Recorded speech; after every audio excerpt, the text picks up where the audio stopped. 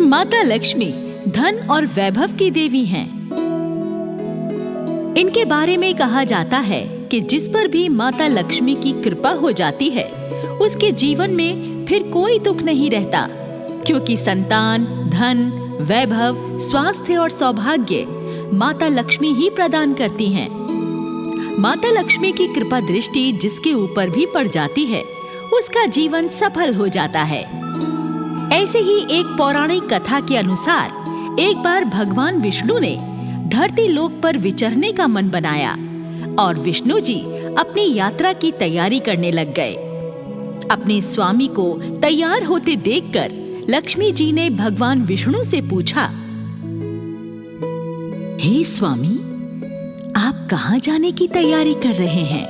देवी लक्ष्मी, आज मेरा मन कुछ उदास है, इसीलिए मैं धरती लोक पर भ्रमण करने जाना चाहता हूँ। स्वामी, यदि आप यहाँ से भ्रमण के लिए चले गए तो आपके बिना मेरा मन नहीं लगेगा। आपकी आज्ञा हो तो मैं भी आपके साथ चलूं।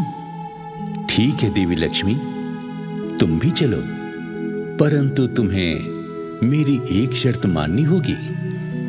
आज्ञा दें प्रभु। तुम धरती पर पहुंचकर उत्तर दिशा की ओर कदापि नहीं देखोगी। ठीक है स्वामी, जैसी आपकी इच्छा। माता लक्ष्मी ने भगवान विष्णु की अनोखी शर्त मान ली। फिर उसके बाद दोनों देवलोक से धरती की ओर प्रस्थान कर गए। ये प्रातः काल का समय था। सूर्य कुछ ही देर पहले उदय हुआ था। रात बारिश भी हुई थी। मंद मंद हवा चल रही थी। इस समय धरती का मौसम बड़ा ही सुहावना हो रहा था। चारों ओर मनमोहक हरियाली को देखकर माता लक्ष्मी भगवान विष्णु की शर्त को भूल गईं। धरती की सुंदरता को देखते देखते माता लक्ष्मी कब उत्तर दिशा की ओर देखने लगी, उन्हें पता ही नहीं चला। उत्तर दिशा में सुंदर फूलों का एक खेत था, जिसे देखकर माँ लक्ष्मी बड़ी प्रसन्न होती हैं। आहा, अति सुंदर। धरती का वातावरण कितना मनमोहक है और ये रंग बिरंगे फूलों से भरा खेत, हा, कितना सुंदर लग रहा है। क्यों ना मैं इस खेत से एक फूल ही तोड़ लूं? और माँ लक्ष्मी बिना सोचे समझे खेत में चली जाती हैं और एक फूल तोड़ कर ले आती हैं और भगवान विष्णु को फूल दिखाकर कहती हैं, देखिए स्वामी, कितना सुंदर फूल है। देवी लक्ष्मी, इस फूल की लालसा ने आपने मुझे दिया हुआ अपना वचन तोड़ दिया ना। आपको उत्तर दिशा की ओर कदापि नहीं देखना था, परंतु आपने देख लिया और साथ ही साथ खेत के मालिक से बिना पूछे आपने एक फूल भी तोड़ लिया। ये तो चोरी है।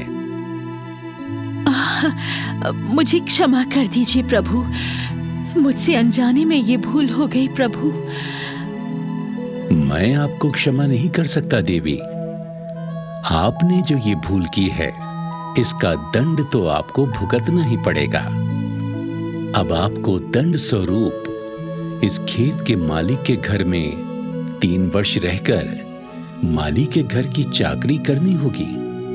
उसके बाद मैं आपको बैकुंठ में वापस बुला लूंगा। ठीक है स्वामी, जैसी आपकी आज्ञा। माता लक्ष्मी ने सर झुकाकर अपना दंड भोगना स्वीकार कर लिया और भगवान विष्णु बैकुंठ लौट गए। फिर माँ लक्ष्मी ने एक गरीब लड़की का रूप धारण कर लिया और माली के घर की ओर चल पड़ी। खेत का मालिक माधव नाम का एक माली था। माधव के परिवार में उसकी पत्नी, 2 बेटे और 3 बेटियां थीं। सभी मिलकर फूलों के खेत में काम करते थे और फूल बेचकर घर का गुजारा चलता था। खेत से थोड़े ही फासले पर माधव की झोपड़ी थी।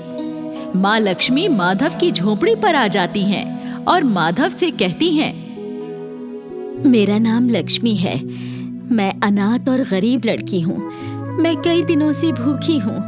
आप मुझे अपने घर में आसरा दे दो। मैं एक कोने में पड़ी रहूंगी और घर के सारे काम कर दिया करूंगी। माधव बड़ा ही दयालु आदमी था। लड़की रूपी माँ लक्ष्मी पर माधव को दया आ जाती है और माधव लड़की से कहता है, अब बिटिया, मैं तो बहुत ही गरीब माली हूँ।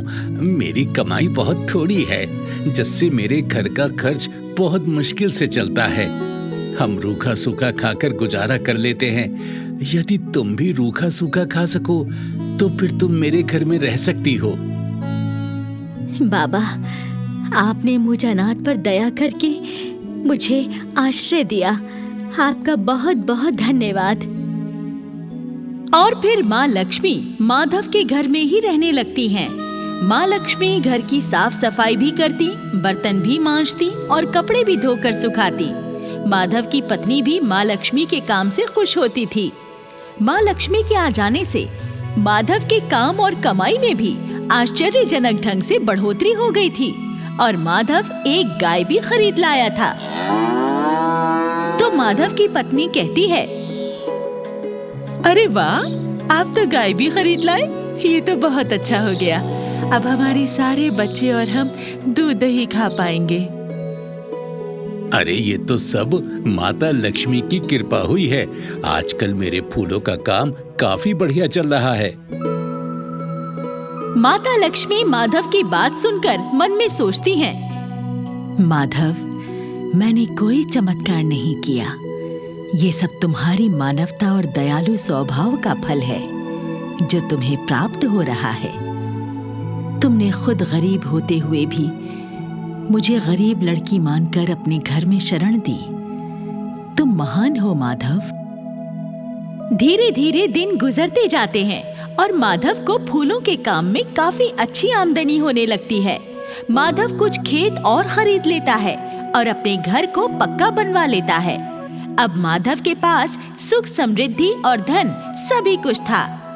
माता लक्ष्मी माधव के घर के साथ साथ माधव के खेतों में भी काम करवा दिया करती थी।